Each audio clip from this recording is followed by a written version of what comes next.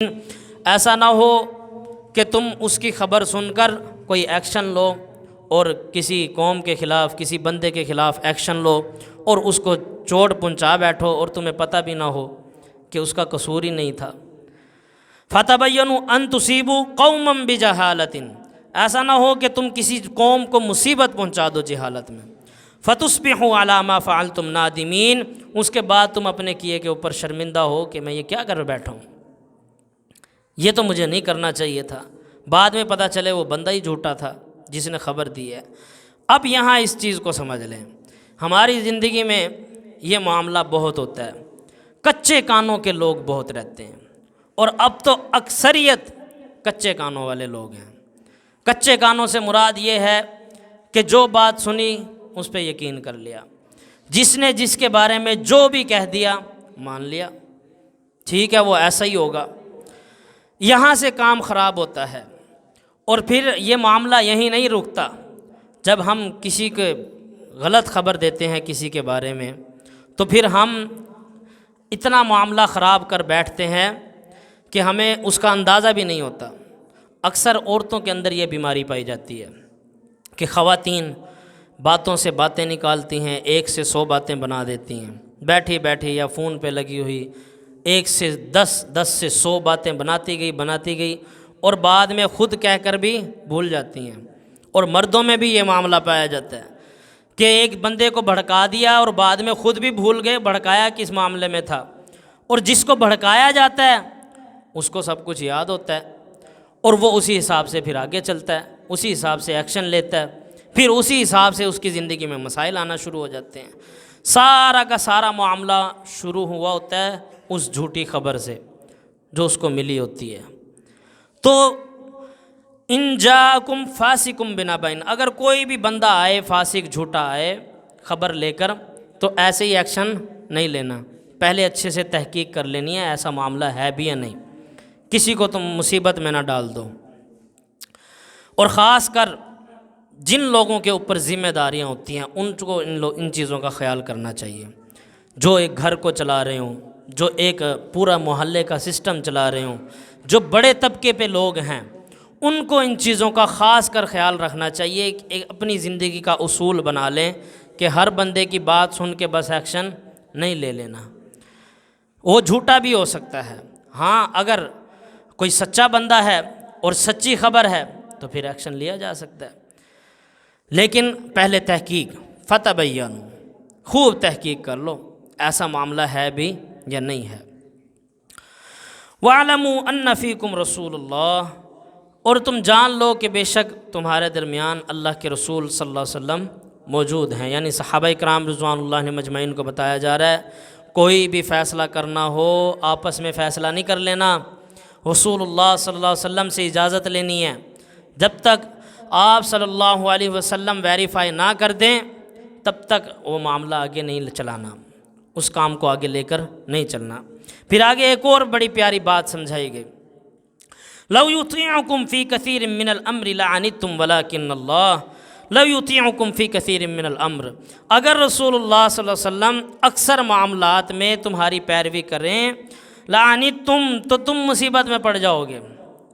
مسئلہ تمہارے لیے کھڑا ہو جائے گا۔ صحابہ کرام رضوان اللہ علیہم اجمعین کو سبق دیا جا رہا ہے، اس سے آپ بھی سبق سیکھیں کہ کوئی بڑا بندہ ہے، کوئی لیڈر ہے، ایسا نہیں ہے کہ ہم بس اس کو مشورے دیتے جائیں، ایسے کر لو، ایسے کر لو، ایسے کر لو، ایسے نہیں آپ ایسے کر لو، ایسے نہیں آپ ایسے کر لو، الٹا ہم یہ نہ ہو کہ اس کو مصیبت میں ڈال دیں، یا وہ ہماری باتیں مان کے وہ کام کرے اور سارا کا سارا بیڑا غرق ہو جائے، کچھ بچے ہی نہ، یہ کام نہیں کرنا۔ تو صحابہ اکرام رضوان اللہ علیہم اجمعین کو اللہ رب العالمین کیا فرما رہے ہیں، لَوْ يُطِيعُكُمْ فِي كَثِيرٍ مِّنَ الْأَمْرِ، اگر رسول اللہ صلی اللہ علیہ وسلم اکثر معاملات میں تمہاری بات مانیں، جیسے تم رسول اللہ صلی اللہ علیہ وسلم کو بار بار مشورے دے رہے ہو، لَعَنِتُّمْ، تو تم خود ہی مصیبت میں پڑ جاؤ گے، ایسا نہیں کرنا۔ تو اللہ رب العالمین پھر آگے محبت کا اظہار بھی کرتے ہیں صحابہ اکرام رضوان اللہ علیہم اجمعین سے۔ اللہ رب العالمین فرماتے ہیں اگر تمہاری باتیں مانیں گے رسول اللہ صلی اللہ علیہ وسلم اکثر کاموں میں تو تم مصیبت میں پڑ جاؤ گے، لیکن ولیکن اللہ، اور لیکن اللہ حبب الیکم الایمان وزینہ فی قلوبکم وکرہ الیکم الکفر والفسوق والعصیان، اللہ رب العالمین تو تمہیں محبوب بنا دینا چاہتا ہے، تمہارے دلوں کو مزین کر دینا چاہتا ہے، تمہارے دل سے ہر قسم کی کراہت اور کفر کو اللہ چاہتا ہے کہ نکال کے باہر پھینک دے۔ اللہ رب العالمین کا یہ ارادہ ہے۔ اولئک ھم الراشدون، یہی وہ لوگ ہیں جو رشد و ہدایت والے ہیں، ہدایت پہ چلنے والے ہیں۔ فضلا من اللہ و نعمہ، یہ اللہ کا فضل ہے اور اس کی بڑی نعمت ہے۔ واللہ علیم حکیم، اور بے شک اللہ حکمت والا اور جاننے والا ہے۔ آگے ایک اور بات سمجھائی جا رہی ہے، ایک اور اصول سمجھایا جا رہا ہے۔ وَإِن طَائِفَتَانِ مِنَ الْمُؤْمِنِينَ اقْتَتَلُوا، اگر آپس میں دو مومن بھائی لڑ پڑیں،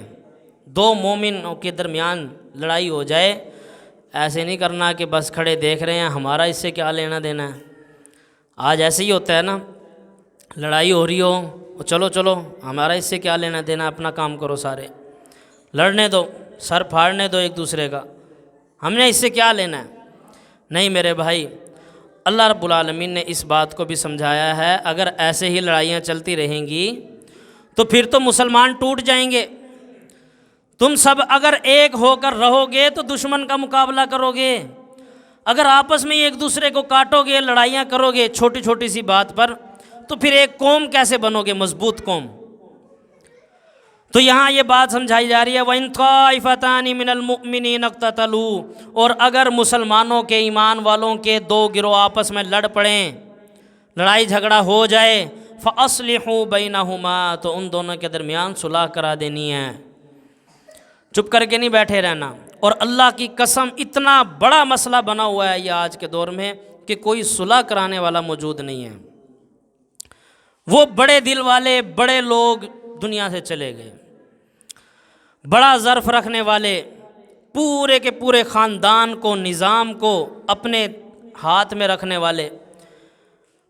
اور جو آپس میں اگر چھوٹوں کے لڑائی جھگڑے بھی ہو جائیں، کوئی بحث ہو جائے، کوئی بات ہو جائے، بٹھا کر سمجھانے والے، آپس میں ملا دینے والے، وہ لوگ ہی نہیں ملتے۔ اب کیا ہوتا ہے، لڑائی ہوئی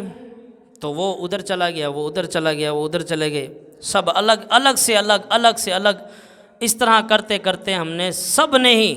الگ الگ اپنا کام کر لیا، اور یہاں تک کہ ہم نہیں جانتے ہمارے فلاں رشتہ دار کو کیا بیماری ہے، کیا مسئلہ ہے، کیا تکلیف ہے، کیا پریشانی ہے، بھلے وہ کتنا ہی قریبی کیوں نہ ہو، اس قدر ہم دور سے دور، اور پھر اس کے بعد بھی اصلاح کی طرف نہیں آ رہے کہ اب ہمیں اپنی اصلاح کر لینی چاہیے، ہم غلط راستے پہ ہیں، ہمیں اب اپنی اصلاح کی طرف آنا چاہیے، بلکہ اور بھی دلوں کے اندر نفرتیں پیدا کی جاتی ہیں۔ اس نے یہ کیا، اس نے وہ کیا، میں نے یوں کیا تھا، اس نے یہ کیا تھا، فلاں ڈھمکاں، نہ جانے کون کون سی باتیں لے کر دلوں کے اندر مزید فرق سے فرق ڈالتے چلے جا رہے ہیں۔ جو اصل چیز ہے سلو کی طرف نہیں آئیں گے کہ صلح ہو جائے آپس میں، اور پھر کوئی ایسا بندہ، کوئی یہ بھی ہمت نہیں کرتا، کوئی بڑا یہ ہمت کرنے کے لیے تیار نہیں، وہ کہتا ہے سارے مریں جائیں میری طرف سے۔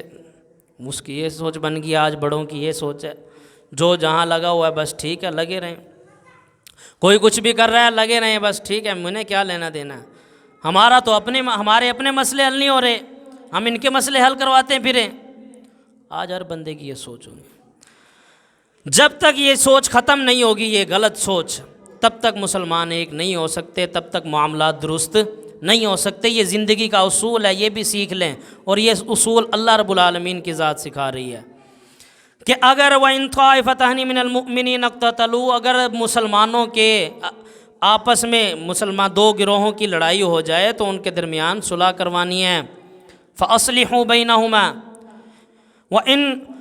فَإِن بَغَتْ إِحْدَاهُمَا عَلَى الْأُخْرَى فَقَاتِلُوا الَّتِي تَبْغِي حَتَّى تَفِيءَ إِلَىٰ أَمْرِ اللَّهِ، پھر اگر ان دونوں گروہوں میں سے ایک بندے نے صلح کروا دی ہے دونوں کی، فَإِن بَغَتْ إِحْدَاهُمَا عَلَى الْأُخْرَى، اگر ان دونوں میں سے ایک پھر بھی زیادتی کر رہا ہے، صلح کروا دی گئی ہے لیکن وہ باز نہیں آ رہا، اس کا دل ٹھنڈا نہیں ہو رہا، اور وہ پھر بھی لڑائی پہ تلا ہوا ہے، اور یہ آیت چھوٹے سے معاشرے سے لے کر چھوٹے معاملات سے لے کر جو جنگیں ہوئی ہیں، حضرت علی رضی اللہ عنہ حضرت معاویہ رضی اللہ عنہ کے درمیان بھی جنگیں ہوئی ہیں، تو ان جنگوں میں بھی اس کے بعد بھی یہ آیت ہی اپلائی ہوتی ہے کہ اللہ رب العالمین اصول بتا رہے ہیں کہ جو بندہ پھر اس کے باوجود بھی زیادتی کرے، لڑائی ہو گئی ہے، لڑائی کے بعد صلح ہو گئی ہے، اس کے باوجود باز نہیں آ رہا، تو پھر کیا کرنا ہے؟ فَقَاتِلُوا الَّتِي تَبْغِي، پھر اس کے خلاف قتال ہوگا، اس کے خلاف قتال کرو، اس کی اچھے سے ٹھکائی لگاؤ، حَتَّى تَفِيءَ إِلَىٰ أَمْرِ اللَّهِ، یہاں تک کہ وہ اللہ کے حکم کی طرف لوٹ آئے۔ یعنی اس کی ٹھکائی بھی ہوگی تو اس لیے ہوگی، ایسا ہوتا ہے نا خاندان میں بھی، خاندان کی لڑائیوں کے بھی یہی مسئلے ہیں یہ، اور ان کا حل بھی یہی اسی آیت میں موجود ہے۔ موقع کی بات ہے تو سمجھ لیں، لڑائی ہوئی دو خاندانوں کے درمیان یا دو رشتہ داروں کے درمیان، لڑائی ہو گئی، اس کے بعد صلح کروا دی گئی، صلح کروانے کے بعد بھی ایک طرف سے ایسا معاملہ ہوتا ہے یا کوئی جوان اٹھ جاتا ہے، پھرتیلا جوان اٹھ جاتا ہے اور وہ گالم گلوچ کرتا ہے، بدتمیزی کرتا ہے، یا لڑائی کو پھر بھی ختم نہیں ہونے دے رہا، صلح کی طرف بات نہیں آنے دے رہا، بعد میں بھی اپنی حرکتوں سے باز نہیں آ رہا، پکڑ کے اس کی ٹھکائی لگا دو، اس کی ٹھکائی لگا دو، یہاں تک کہ اس کو بات سمجھ آ جائے، حتیٰ تفیء الی امر اللہ، لیکن اس کی ٹھکائی کے بعد بھی اللہ کہتے ہیں اس کو اللہ کے حکم کی طرف لانا ہے، یعنی صلح کی طرف۔ اگر یہ کام کرتے ہوئے بھی کیا خیال رکھنا ہے؟ فَإِن فَاءَتْ فَأَصْلِحُوا بَيْنَهُمَا، ان دونوں کے درمیان جو صلح کروانی ہے، فَإِن فَاءَتْ فَأَصْلِحُوا بَيْنَهُمَا بِالْعَدْلِ وَأَقْسِطُوا، کہ تم نے جو یہ صلح کرواؤ گے اور اس کی جو پھینٹی لگے گی اس ٹائم بھی اس چیز کا خیال کرنا ہے کہ زیادتی نہ ہو، ایسا نہ ہو زیادہ پھینٹا اتار دو، زیادہ ٹھکائی لگا دو، ٹھکائی اتنی لگانی ہے کہ وہ سیدھا ہو جائے، وہ سیدھا ہو جائے یا وہ سیدھے ہو جائیں دوسری پارٹی جو باز نہیں آ رہی، لیکن اوورآل فیصلہ کن انجام کیا ہے کہ کرنی صلح ہی ہے، کرنی صلح ہے، کچھ بھی ہو جائے، بالعدل واقسطوا، انصاف کے ساتھ، ان اللہ یحب المقسطین، بے شک اللہ انصاف کرنے والوں کو پسند کرتا ہے۔ ہمارا اگلا جمعہ بھی انشاءاللہ یہ سورہ حجرات کا ہی ہوگا، اور اس کے اندر اب آگے ڈائریکٹ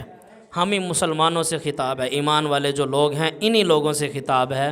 اور اگلا جمعہ انشاءاللہ بہت زیادہ امپورٹنٹ ہوگا، اور اس میں بھی بہت سے زندگی کے یہ اصول ہیں یہ بتلائے جائیں گے، جس سے جن کو اگر آپ فالو کرتے ہو، ان پہ چلتے ہو، تو آپ بہت بڑے بڑے زندگی کے مسائل سے بچ سکتے ہو۔ اللہ رب العالمین سے دعا ہے اللہ رب العالمین حق بات کو سمجھ کر مجھے اور آپ سب بھائیوں کو عمل کرنے کی توفیق عطا فرمائے، اور اگر کوئی غلط بات ہوئی ہمارے دلوں سے اللہ معاف فرما دے۔ وآخر دعوانا الحمدللہ رب العالمین۔